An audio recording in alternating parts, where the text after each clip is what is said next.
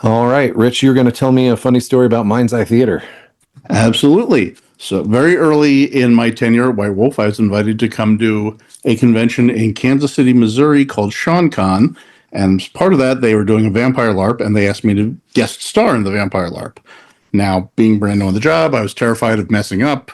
So, I immediately went scrambling for all the Mind's Eye Theater books so I could know everything and not mess up. And I could bring the books with me so I could have them for reference. And I learned as I did that half the books were out of print and that they contradicted one another, and that I actually had to go diving into like barrels of discarded stuff in our warehouse to find a couple of them, and it was just crazy. And I show up in Kansas City and I've got 6 books tucked under my arm like this, and by the end of that night my shoulder was pretty much not speaking to me anymore, and I'm like, there's got to be a better way. And I said, okay, what we need is a pocket guide with all the rules that actually work together, that looks like a prop, so that people can carry it around at game, and it's not going to be an instant breaker of disbelief, of suspended disbelief. And I bounced that off the folks who ran the Kansas City game. They're like, oh God, yes, please take my money. And so I went back to White Wolf, and I already had my schedule filled out for that year, what books I was going to do. And I said, hey, we really need to do this one. And they're like, well, the schedule's full. I'm like, look, you don't understand. It won't cost anything. We will need no art, except for maybe a couple of chapter heading photos. We will need no new writing. It's already there. I just need to organize it. And there is demand. And they're like, no, because the last couple of Mind's Eye books had not done great, and they weren't really sure what to do with it. I'm like, please, trust me. I'll do it for free. I'm like, okay. So I went looking for all the files for Mind's Eye Theater, and some were easy to find and some were not, and some were on a floppy drive labeled White Wolf Beer, because at one point Market apparently wanted to start a microbrewery or something. I don't know. And so I put them all together, and I'm like, okay, these don't work with these, and rewrote the whole thing, and haunted the local vampire LARPs to just sort of grab players who were taking breaks saying, hey, what do you think of this? And lo and behold, we actually got Laws of the Night out of that. And then they told me, okay, great, we'll do it. We'll do a print run of 4,000. I'm like, oh God, no, we're going to need more. We're going to need more. And I literally begged our print buyer to up the print run. And he was kind enough to up it to 5,000. And it went out, and it sold out in like days. And I started getting phone calls at work in my office from store owners saying, hey, could we buy your personal copy from you? Because we're out and we need one. Like, no, mine. But the other funny thing is that you can tell which printing of the early first edition of Laws of Night by which typos are on the cover. So the first one says, even in the night there are laws. And then the second one had another typo. On the third one, they'd screwed up the alignment on the silver ink for the cover. So the first three all have mistakes. And then they finally got it straightened out. That's so funny. I forgot until you started telling that story that, like, I had the original one that was like the full-size book and the companion, which I still remember the advice for costuming yourself as a Nosferatu, which was like to make a mask out of a milk jug or something like that. Yeah. But yeah, remembering when the digest-sized ones came out, like, I have a friend who's a board game designer, and he tells a story about being at Gen Con, and someone on a panel is like talking about chutes and ladders and saying like, yeah, we made the last space rainbow colored, because it used to be just purple and you could only finish the game if you pulled purple, and so now it's rainbow colors, so you can finish the game with any color. And a guy said, you're the guy responsible for making it so the game could end. He was a dad, and the game designer was like, yeah. And the dad stood up and started clapping, and everybody else did too. And I had the same feeling when you said, yeah, so we made a pocket digest size, because I remember just having the digest one in my little satchel. Of course, it was a different time. It was the 90s, and I was like 16, and they were like letting me play with grown-ups that I don't think would happen today. But still a really good time. Well, this is the Jaunty Mantis, a podcast of creative questions for curious gamers. And tonight I have the very, very great pleasure to sit down with Richard Dansky, the acclaimed game writer and one of the key voices behind Wraith the Oblivion, the Mind's Eye Theater live action rules for Vampire the Masquerade, and the broader World of Darkness line. We're going to explore his personal history with tabletop, role-playing, the creative roots of Gothic storytelling, and the cultural impact of decades spent building unforgettable worlds. And before we jump into that, Rich, I just want to say thank you so much for coming on the show. And do you have anything you're working on or you want people to go buy? Because with the algorithm, people are listening to the first 5 minutes. So I want you to get it in there if you got something to plug. Well, thank you. And first of all, thank you for having me on. My most recent project was the Video Game Writer's Guide to Surviving an Industry That Hates You, which is a practical survival guide for anybody who wants to be a video game writer. And I've got a bunch of upcoming projects, including a novel called Nightmare Logic and a short story collection called Letters to the Dead, and they'll be out next year. And I'm also doing my first graphic novel, which is called Bridgewater, and will be published in French, actually. Oh, wow. That's awesome. Thank you. How's the graphic novel writing process? Does that differ a lot from what you've done traditionally, or? It's incredibly different, but it's a ton of fun.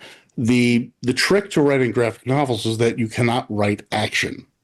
You are writing a series of frozen tableaus that must communicate the action, but without motion. And so that was a hard thing to wrap my head around. Fortunately, I have a wonderfully talented and experienced co-author on this project, a gentleman named Alexis Noland, who writes under the pen name of Mats. He's very well known in France. His graphic novel series, The Killer, actually got turned into a movie by David Fincher a couple years back. And yeah, he and I have been friends for a long time. And he brought me on board to do this project with him. And he has been an immeasurable help and a wonderful mentor in trying this medium for the first time. Cool. Well, that's awesome. Well, I'll keep an eye over that.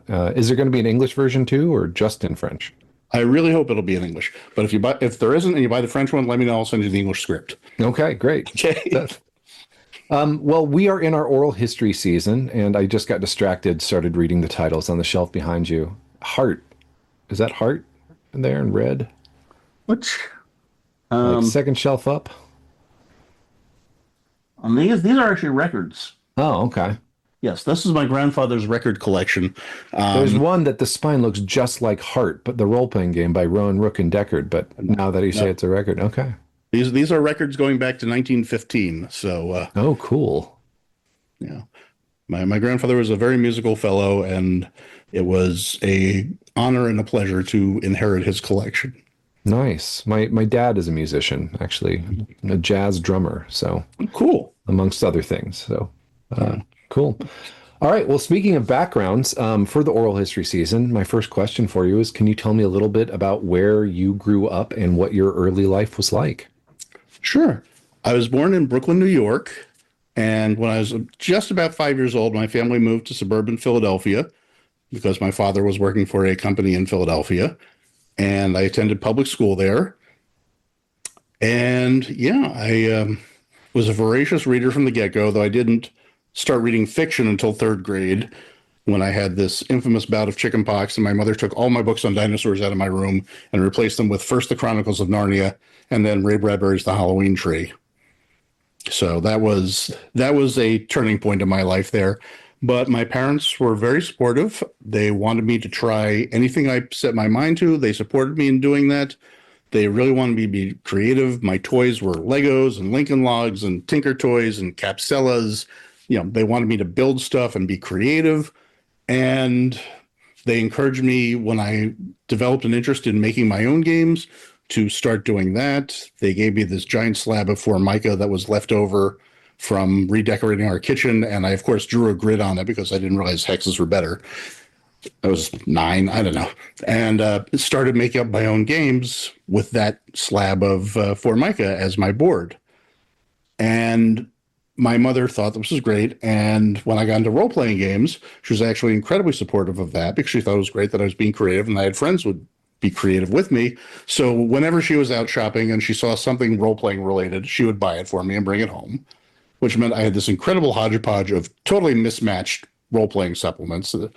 There was some RuneQuest and some James Bond and some, Dungeons and Dragons, of course. I still have my original blue box with the dragon on the cover, and just all sorts of bits and bobs. And I read them all and devoured them all. And eventually, when I started playing, I found, my group of like-minded miscreants, because you always find that. And we did the D&D thing for a while. And then we sort of branched over to some of the more specialized, I guess, rule systems. So we did a bunch of villains and vigilantes, and we did a lot of the Chaosium games, particularly Stormbringer. We had a long-running Stormbringer campaign. Oh, wow. I am very proud of the fact that my character, who was not a sorcerer, actually survived to the end of it. That's impressive for Stormbringer. Any Chaosium game, actually. I just as an aside, I've been listening to a couple. I'll shout them out. Audience of the Mantis out there, as you know, I really like the Grognard Files and What Would the Smart Party Do, 2 British podcasts, and they talk about their formative play experiences, which includes some D&D, but is a lot more Call of Cthulhu and RuneQuest.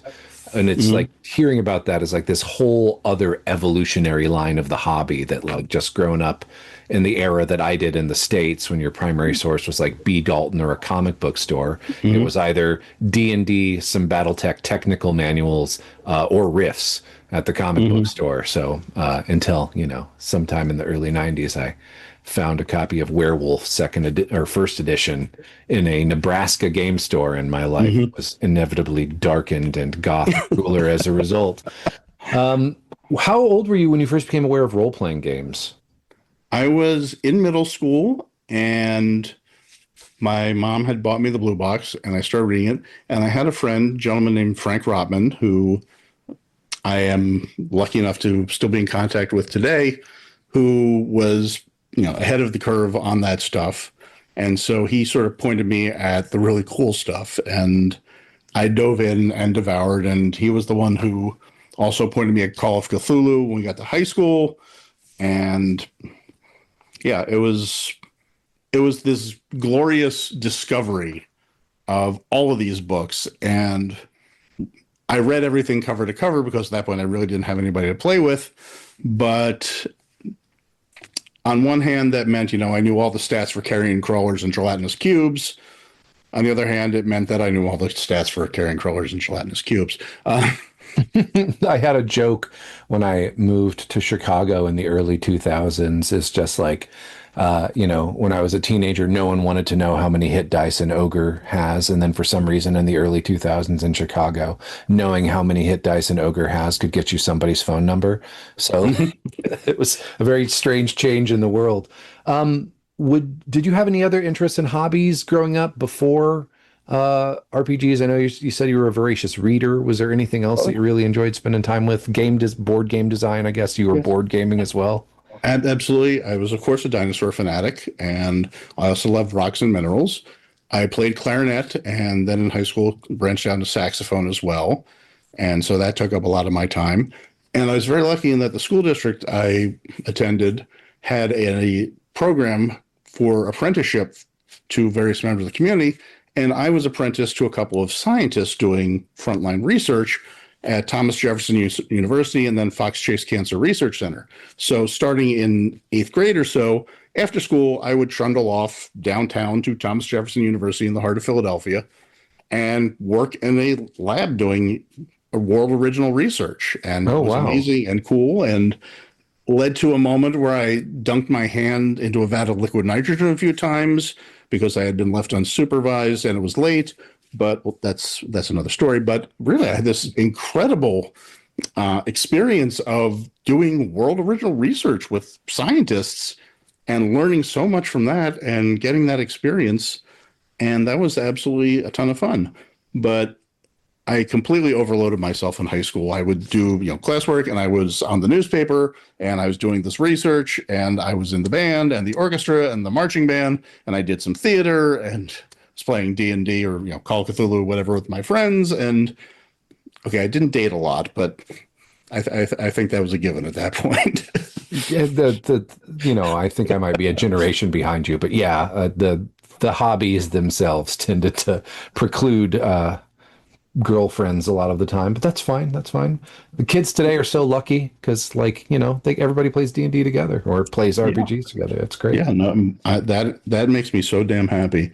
And honestly, it wasn't that my group of friends was ew girls. It was just that we were very intent on what we were doing, and that was how it went. Yep.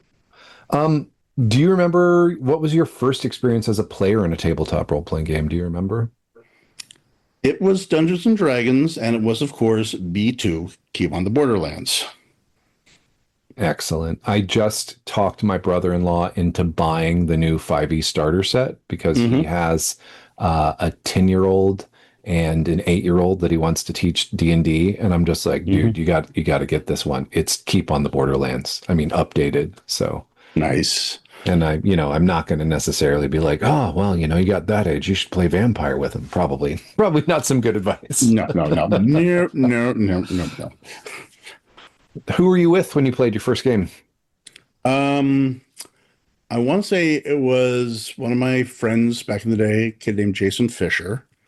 And I know very quickly I found a group of folks in high school that I played with for a while. And then I sort of settled into my really core group. And we played everything together. We would have these long nights. We'd go over to this one guy's house, a guy named Morgan Neck, and his parents' house had this huge side room, basically. So we would set up and we'd role play for a while, and then we'd order pizza, and then we'd role play for a bunch longer, and then we'd order Chinese food, and then we'd role play for a bunch longer. By then it was like 3 a.m, and we'd go to sleep for a couple hours and get up and role play some more. Yeah, I feel like there's that urge to try and recapture that experience, which is just impossible to do as an adult. But I actually, one time we had like a weekend where all the guys got together, and my friend's wife was out of town, and we had a weekend sleepover at his house where we tried to game. Like, we were still teenagers, and we didn't make it far because we're, old farts, but it was pretty fun. I can believe that.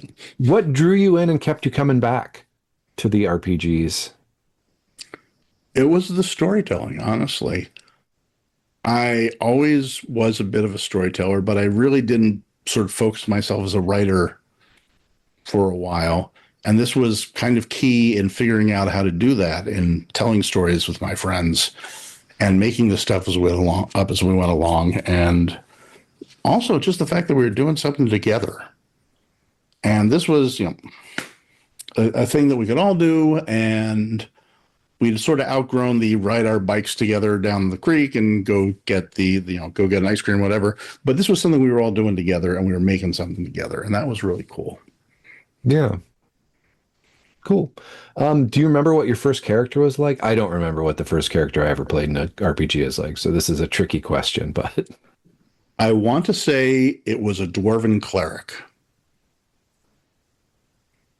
okay. And I am pretty sure that his incantation for doing healing prayers was gold, gold, gold, gold, gold, gold, gold, gold, gold. Wonderful. And how did your involvement with TTRPGs change over time? So you start with Keep in the Borderlands, high school era, you're playing more Call of Cthulhu. What happens next? Well, I got to college and I was suddenly immersed in this incredible sea of cool, creative, fun people, and I wanted to be friends with everybody. So I said, hey, I'm going to run a role-playing game. You want to play? You want to play? You want to play? You want to play?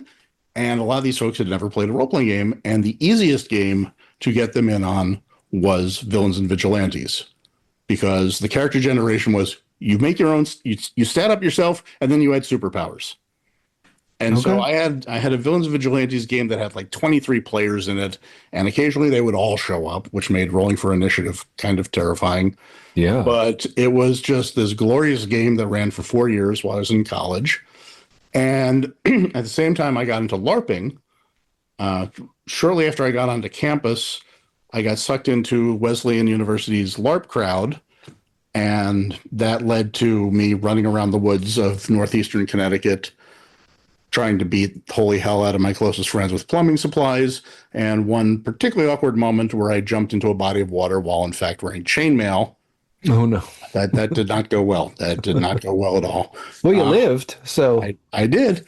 And then I would go back home, and for the summer, I'd be working with a couple of my friends who did role playing, so specifically the guy Morgan again, and we sort of graduated to Vampire. One day, Morgan's like, "Oh, I found this cool new game. We need to try this." Was that first edition? Yes. Was that really early in its run? This was paperback, yeah. Okay. And we did that, and mind's blown. And it all became this sort of whirlwind of role-playing stuff.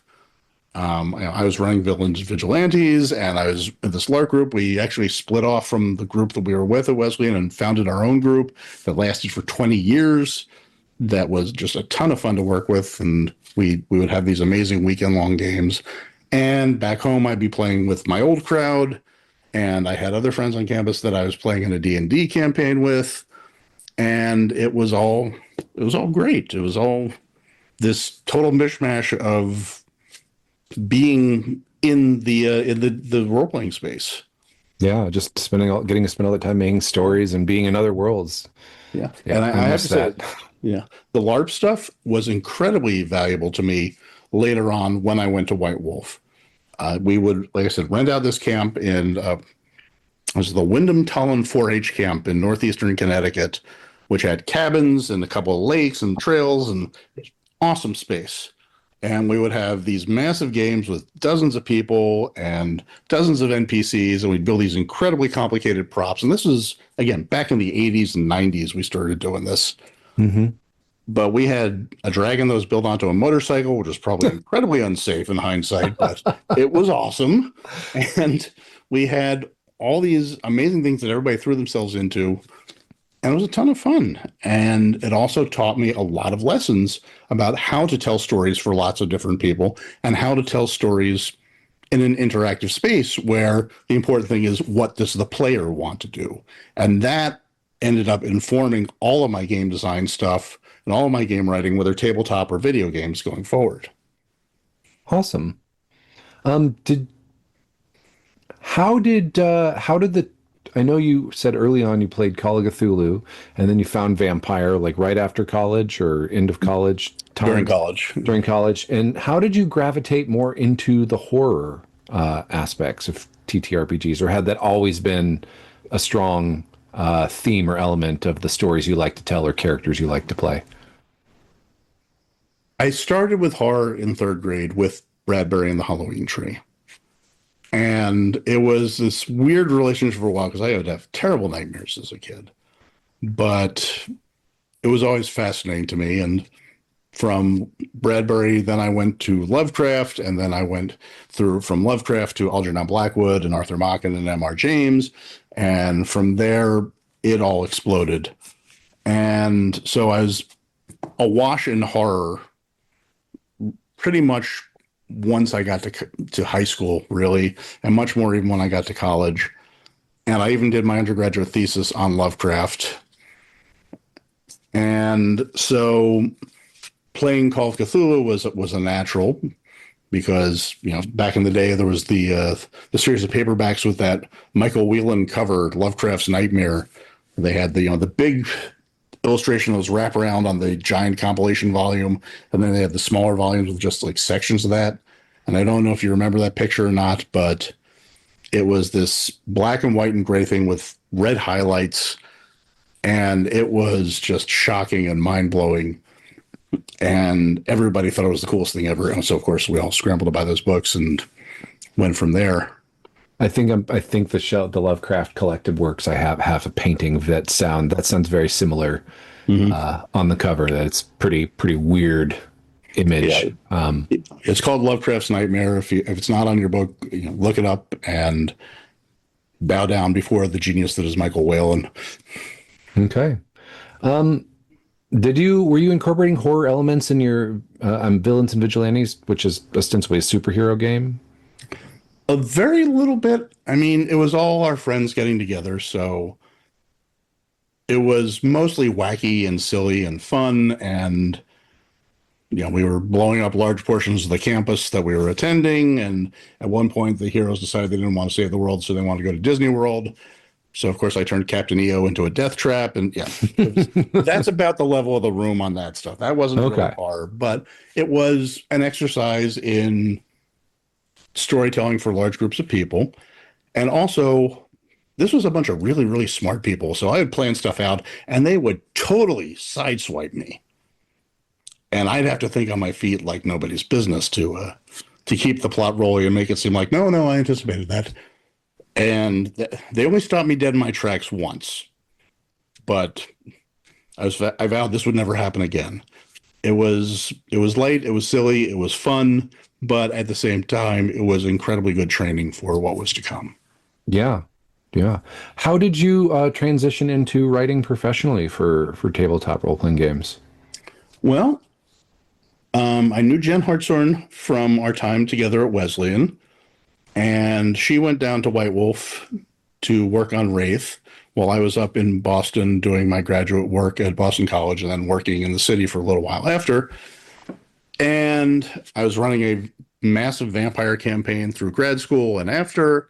And she knew that I wanted to write and that I'd sort of gotten knocked out of the box on my personal writing while I was at Wesleyan through a very unfortunate encounter with a writer named Annie Dillard. And she came to me, and I will always be grateful to her for this, and said, hey, I need some writing for a book I'm doing for Wraith. It's called Haunts. I just need a setting and some characters. Could you do 2 chapters? I know this is something you want to do. And I went, yes, please. And then I sat down and I realized I had no idea how to do this. And I was banging my head against the wall. And in those days, I was attending Boston College as a graduate student. And I was also working 2 jobs, one of which was as a teacher for the Princeton Review. And I have no idea if they're still in business, but back in the day, they did standardized test prep. They teach you the tricks to beat the SAT and the GRE and the GMAT and the GRE and all the other acronyms that you could think of. And I was teaching SAT prep in suburban Boston at the time. And the classroom that they had rented for me was the basement of this church that had no air conditioning and had furniture that was designed for 8-year-olds. So I'm trying to teach bored, sweaty high school students how to do math tricks in a room that is designed for the Lollipop Guild. And one day when I was proctoring a fake test for them, because we had to give them fake tests every so often to see their progress, I sat down and said, okay, I've got to do this. What if it was a casino full of dead people? And what if it was a Lovecraft mansion? And that was the spark. And I sat down in that tiny, tiny chair at that tiny, tiny desk in that very warm room and started scribbling. And that was the origin. I think I did the Hanging Gardens Casino first, and then the Tillinghast Mansion for Haunts. And I think I overwrote both of them by 2,000 words apiece. And Jen liked them, and then I got hired to do some stuff for the Wraith Player's Guide, including the opening fiction, which was really my first piece of fiction that had ever been published. And what a start! Yeah, thanks. And it just took off from there. From there, I did more Wraith, and I did some stuff on the original Changeling, the Dreaming, the opening sequence with the items on the desk, and the tarot reading made of business cards. That was something that I wrote. And it was actually kind of funny because I wrote it while I was desperately ill with bronchitis verging on pneumonia. And at that point, I was working for an outplacement firm on Newbury Street, and I had borrowed their fax machine so I could send the pages down to Atlanta. And so I was literally just staggering across the kitchen, feeding pages into the fax machine to get them to Ian Lemke, who was the Changeling developer, on time. Oh, wow. That's some dedication. Well, I was really excited about that. And also, this was professional writing and I was not going to mess it up. Yeah. Yeah. I was looking on your website, I think your publication list, I suspect, and don't know, you might be the most, at least in the material you created, the most goth of the writers for White Wolf, just because of the focus. So, congrats. That's, I mean that as a compliment. Thank you. Thank you. What drew you to Wraith? so much because I know, I mean, obviously I've got that 20th anniversary book behind me on the shelf, which you may have been involved with. To quote the film Gettysburg, we were involved.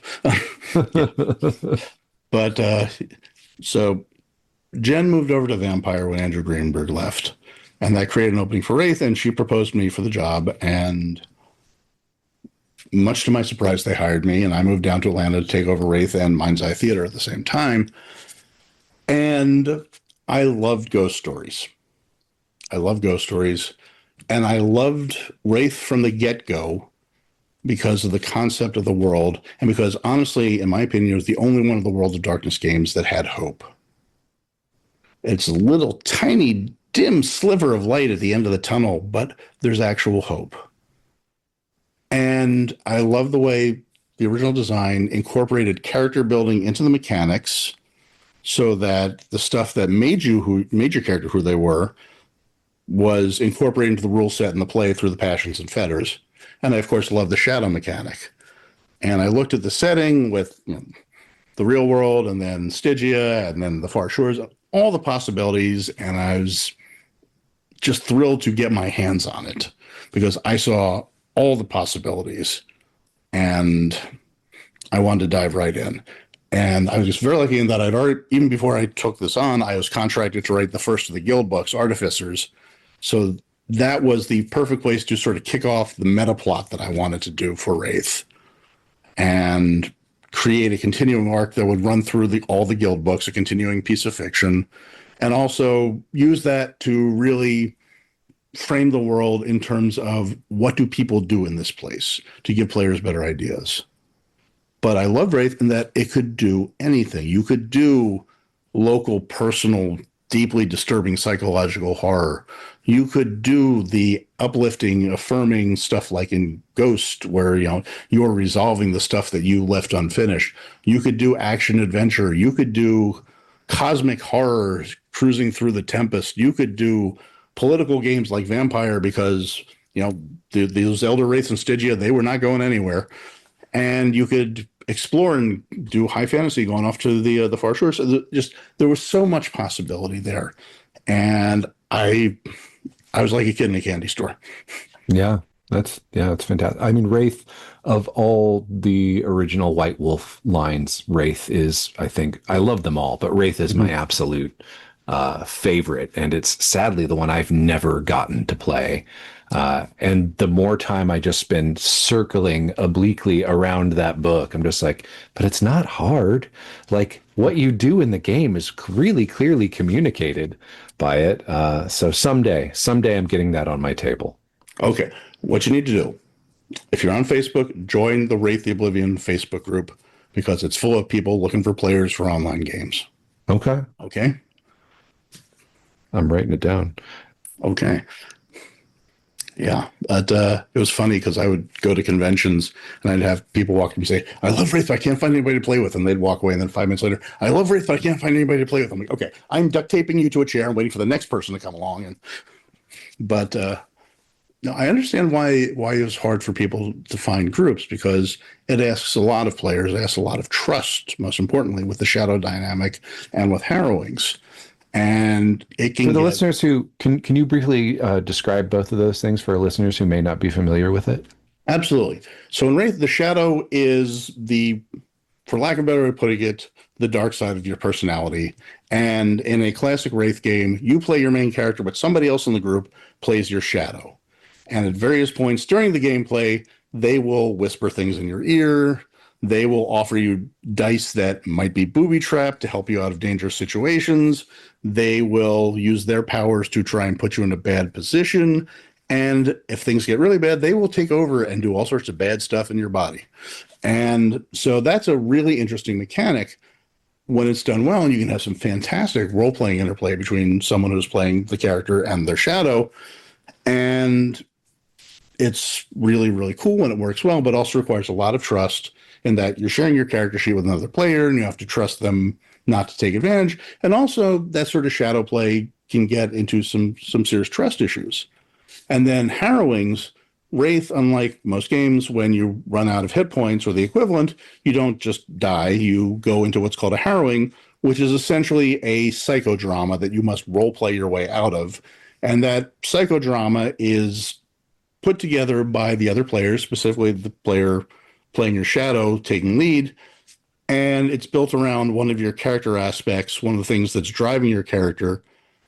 And so you must role play your way out of this incredibly twisted, horrific psychodrama to recover and return to where you were and who you were. But again, that's a place that can get really intense really fast if you have really good role players. And that's something that somebody who just wants a beer and pretzels game probably isn't going to want to commit to. And there's nothing wrong with just wanting a beer and pretzels game. But if you're going to play Wraith, it's a go big or go home kind of deal, really. Yeah, that was always a selling point to me, and I think it's just it's just finding the bravery to do that. Trust. I think like I have this group of guys I play with, and you mentioned still being in touch with one of those people you first played games with. Like two of the people I played in middle school with, I'm still friends with, and we have a regular Sunday night game, and it's all white dudes in their 40s. So there's a certain demographic that we sort of test as, Yeah. And like one night, someone couldn't make it, and game fell through, and my brother-in-law was like, "Hey, I just bought this game. Alice is Missing. Are you familiar with Alice is Missing?" Yes. For the listeners, Alice is Missing is a game played only by text that is centers around the disappearance, possibly abduction or murder of a teenage girl, and you're all her friends or family members looking for her and then just communicating with each other. And I had so many hesitations about playing that game with a group of white guys in our 40s. And they did amazing. And I was like, I think I could play Wraith with these guys. So I think someday I might get that on the table for them. Okay, cool. Well, best of luck with that. And Thank you. I hope it goes well. And if you need storytelling pointers, you know where to find me. Yeah. I really appreciate it. I think I saw you telling a story in the Wraith group on Facebook. And I was like, I'll just take the swing and reach out to Richard and see if he wants to come on. So again, thanks. Sure. Are there any in-character moments you've had as a player? Sorry, I'm switching gears pretty dramatically on you. All good, all good. Are there any in-character moments, yours or others in games you've played that stand out as especially powerful? And then sub-question, what is the most, oh my God, we're going to jail moment you've had at a LARP? Oh boy. Let's see. Well, powerful moments. Yeah, I've been gaming since the early 80s, so I've seen some really cool stuff and some really wacky stuff along the way. And there have been really emotional moments. I'll tell two stories from when we were putting together Wraith the Oblivion second edition. One, we were running a playtest session at work, and it was some of my coworkers and one of our interns, and we were set up in the conference room, and to make it especially spooky, I'd lit a couple candles. This was before I set my desk on fire, but that's another story. But we were doing this, and one of the layout artists, a guy named Rob Dixon, his nickname was Shaggy because he looked like Shaggy from Scooby-Doo, came in and said, "Hey, can I just sit in and watch for a while?" And we said, "Sure." And so he sat down and watched us play for a while. And it was a great group. And Charlie Bates was playing a disguised specter and a Wraith who'd gone over the dark side. And so he was doing all his deviltry exceptionally well. And it was spooky and tense and awesome. And after about, I'd say, half an hour, Shaggy got up and said, "This is too much to me. I got to go." So that was an impactful moment. But in that same game, we did a series of harrowings that were essentially Inception before Inception. So by the time the character escaped from this series of nested psychodramas, neither they nor the player knew which was the game and which was the harrowing anymore. Yeah. And so that was a totally cool topsy-turvy moment there. And awesome. Yeah, those are ones that I story told. And I had a blast storytelling my vampire game in Boston during graduate school, and just it was so fun and memorable, and the group was so great. We literally had a quote board that's like 8 pages long. And at one point, one of my friends who was working a fairly high-powered job at the time told his boss, look, I know we got a project going. If you need me Sunday night, call me. And he had already told his boss about the vampire game. She says, no, by the time I need you, you'll be off sucking somebody's blood. Well, it's good to have a supportive boss, I guess, with that kind of Absolutely. hobby. That's really great. Thank you so much for sharing that with me. Do you have a most we're going to jail moment from a LARP? If it is, refer to the dragon on the motorcycle. That's okay. No, that was off in the woods. Nobody saw that but us. But I will say there was one time, one of those LARPs, I was dressed up like Frankenstein's monster. Don't ask why. But I had green makeup on, and I had two votive candle holders duct taped to the side of my neck, and I was in costume, whatever. And we were at this 4-H camp in the middle of nowhere, Connecticut. And one of the folks was coming to the game, called and said, we're lost. We don't know how to find the camp. And I said, I'll go. I know where they are. I know that store. They're at a convenience store. I will go get them. I'll be back with them in half an hour. And so I go out and I roll up to this convenience store in rural Connecticut, which is still rural. And I walk into the convenience store dressed like Frankenstein. Has exploded. Yeah. Yeah. Yeah. Middle. We got out of there in a hurry. That's fantastic. I'd like to talk about community and identity a little bit, if that's okay. Sure. Absolutely. What kinds of gaming communities have you gotten to be a part of over the years? I have been so lucky in that I've been a part of so many communities in multiple different roles. As a player, as a GM, as a founder of a group, like with Quest, the LARP group, as a professional, where I was able to reach out and support players. And all of those interactions have been incredibly valuable and incredibly rewarding. And I love the fact that the gaming community has grown and grown and grown, and in so many ways become more inclusive and broader, and done so much more over the years. And that I've been able to watch that happen as part of it, and that hopefully even some of what I've done has maybe in a tiny way helped that along. And so in terms of community, I remember going to my first Origins, and it was somebody was giving a speech and cracking about how, gosh darn it, there's girls here now. And what's wrong with you? And here we are in the world of thirsty sword lesbians, and that is awesome. Yeah. Yeah. And I am nothing but thrilled that the hobby has moved to that place, and that it's going to keep moving to new and more exciting places. And in terms of the communities I've been a part of, it's been some of the best relationships and some of the best social moments I've had in my life. When you build a world together with someone, when you share imagination with someone, you can really go to a special place with them, and it can be incredibly rewarding. And if you're welcoming and they're welcoming, and you're all doing this together, it can be magic. Yeah.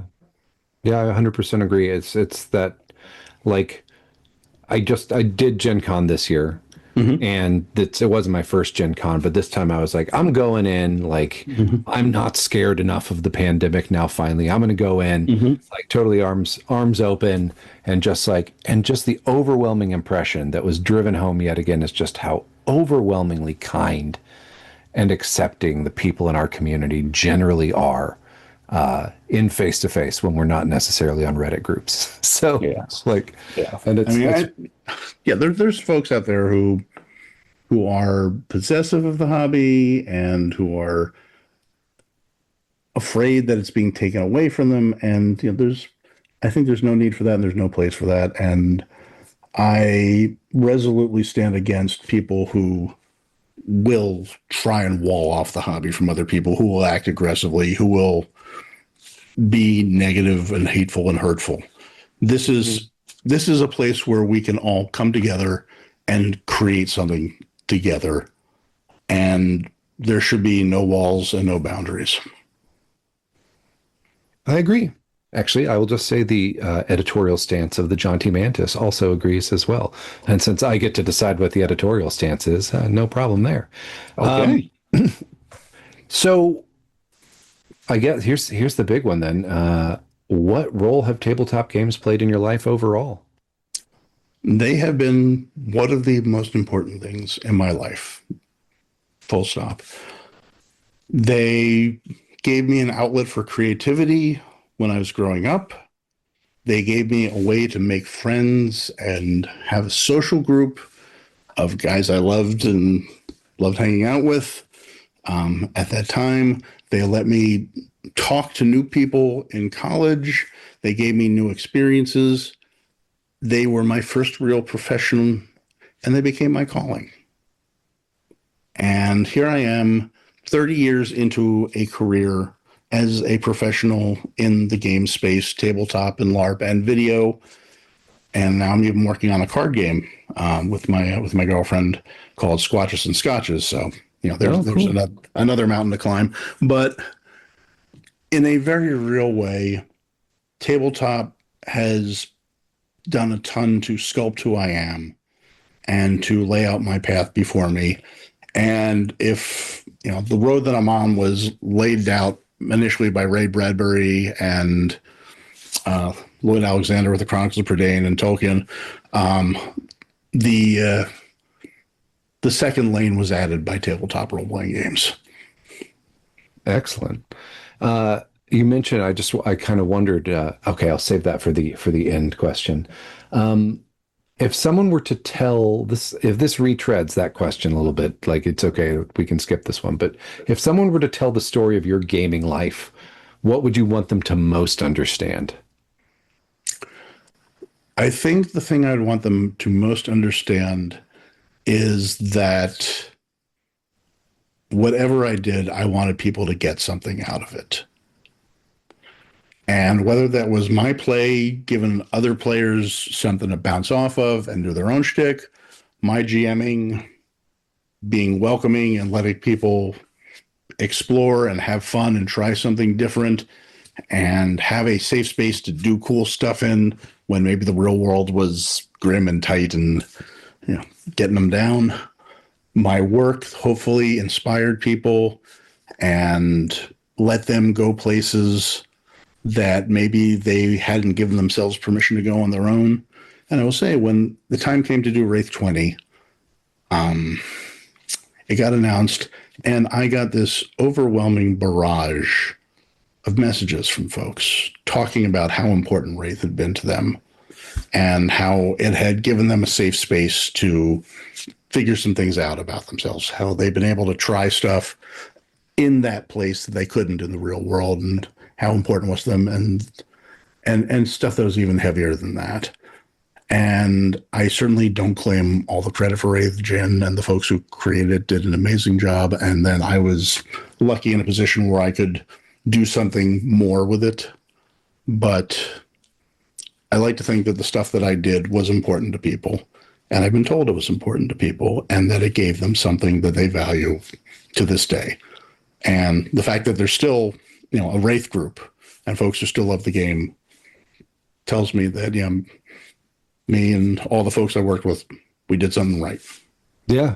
I mean, it's got that role in my life too, even though I haven't got to, play it, but the time I've spent making characters, the lonely fun, and poring over that book, and the way, like, even as I think a late teenager, it got me thinking about, like, what would my fetters be? Like, just as another tool to be introspective, not something I needed the most help with, but yeah. I'm so grateful that game's out there. I wonder, I don't know how widely read it is. I suspect pretty widely, but I wonder, of all the storytelling games, I know a lot of them mention in the running the game section about that writer's room approach and that collaborative, but I think none of them are as direct as the instructions for running a harrowing about like, oh, right, no, you guys all get together and pick who you're going to be and what you're going to do about this. And I see so much of the influence of that style of play in the later story games that came out of like the Forge in the early 2000s, and its influence, I think, is like, I'm going to attribute it in part to Wraith. But I will not complain if you do, and I hope you're right, and I hope what I did inspired people. Cool. What advice or thoughts would you share with someone just discovering TTRPGs? Be brave with it. I know it can be a little scary to be somebody else for a while. I know there's a lot of numbers and a lot of dice can be opposing, but really, when you boil this hobby down, it's you're sitting there with some folks telling a story together, and then when you need to figure out whether something happens or not, you roll some dice, and that's all it comes down to.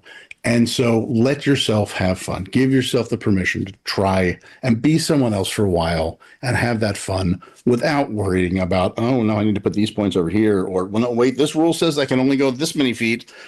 Don't worry about that. That's not what the game is about. It's there for you to be someone else for a little while or to be someone who's a part of you for a little while with other people and to do something great in that space before you have to go back to the real world with spreadsheets and tire rotations and God knows what else. Yeah. That's my day job. I make artisanal spreadsheets, so I feel that one. All right. Well, then here's my bonus question that I was thinking of when you said Tolkien a minute ago, because that got me thinking. What an episode we did a while ago was one of our listeners asked us, "What would your guys' appendix in be?" And so, when you said Tolkien, and I've long posited that like the Tolkien's influence on Dungeons and Dragons is very, very small. It's way more like Elric and like the Eternal Champion and other Moorcock stuff, I think, than other than that there's chests in troll holes occasionally in dwarves. So I guess my question is, what is your appendix in for Wraith 20? Oh boy. The thing is, I outlined Wraith 20, and then we kept on knocking out stretch goals on the Kickstarter. I'm like, okay, we'll add this. Okay, we'll add this. Okay, we'll add Orpheus. Okay, we'll add the Book of Oblivion. And just so Appendix N is already there and buried under several other appendices, I think. Okay. But if there were one thing that I would love to have tacked onto the end of it, it would be probably some more about the ferryman. I love the stuff that Jeff Grabowski did with them in Ends of Empire, and I thought they were an incredible storytelling element that didn't really come into play soon enough in Wraith's run. So, in hindsight, if I'd had 10,000 more words to play with, not that that book needed 10,000 more words. It clocked in at 330,000. It would have been probably about that. It is of all my RPG books, and I have a considerable amount right next to Exalted Third Edition. It is the most likely that to be used as a murder weapon, which I think is ironic given the subject matter. It's really appropriate, and then the book would probably levitate on its own and float down the hallway with post-mortem energy. And then the first edition would just float behind glowing with the nostrils and start like laughing and like some sepulchral tone. And then that'd be pretty cool. But yeah, the murder's bad. Okay.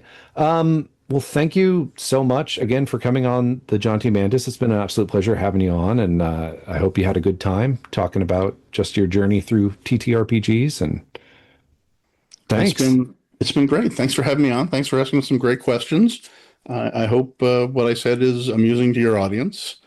And like I said, when you do run that Wraith game. Okay, I will. I'm actually gearing up Wednesday.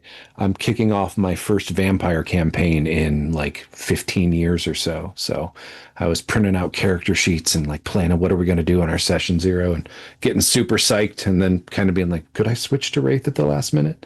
They're all so excited about vampire though. So it's, torn. Well, what you do is you start the vampire campaign, and then a couple sessions in, when they're really attached to the characters, kill them off and turn them into Wraiths. So it's just sort of what they call a backdoor pilot in TV land. Yeah, you just you heard it here. Best gaming advice from Richard Dansky on the John T. Mantis. All right.